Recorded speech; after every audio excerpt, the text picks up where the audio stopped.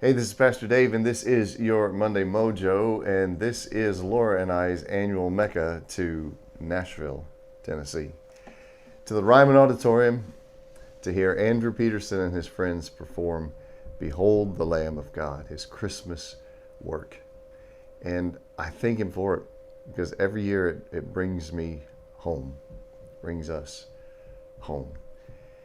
And as I was sitting there last night listening to him begin that piece like this: Gather round, ye children, come. Listen to the old story of the power of death undone by an infant born of glory, Son of God, Son of Man. I thought to myself, we spend millions of dollars, Marvel does, to bring us these epic stories of the Marvel universe. And Saturday, Laura and I and her son Matt, we went to see Dune on the big screen at IMAX. And it was an epic story.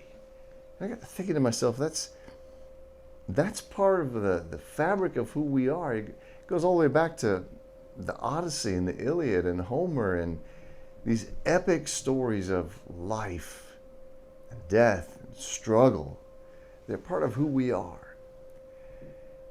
And we spend millions of dollars on these movies and making them and then going to see them and buying t-shirts and action figures and everything else. And as I listened to Andrew sing, I was reminded that we have the most epic story of all. We have a story of a God who made us all, created it all, and in his great love decided to come and be one of us. There's no other religion on the face of the earth where the Creator becomes the created. Comes to live with us, to walk with us, to talk with us, to live in the muck with us. Not only that, in Jesus, God comes to suffer with us and to suffer for us.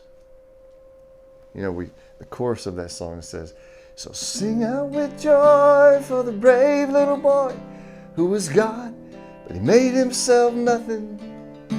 Well, he gave up his pride and he came here to die like a man.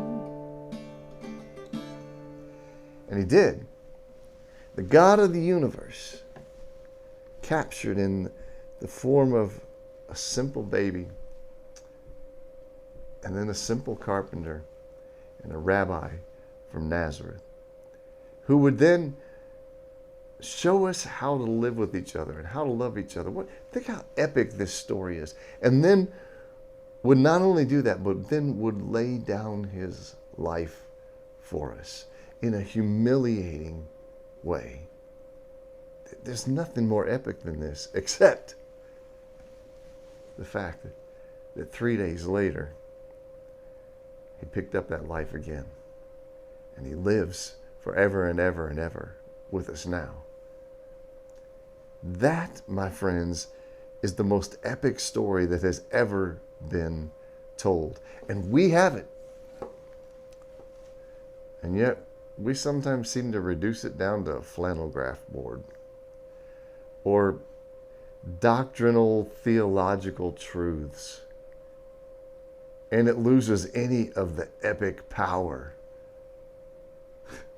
that the story has. So I'm going to do something a little different this year.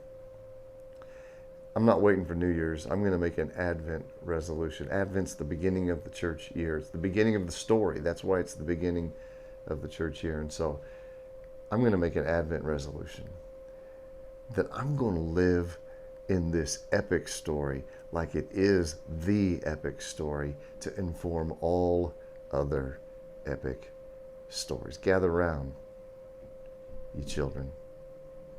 Come and listen to the story, the old story. Son of God, the Son of Man.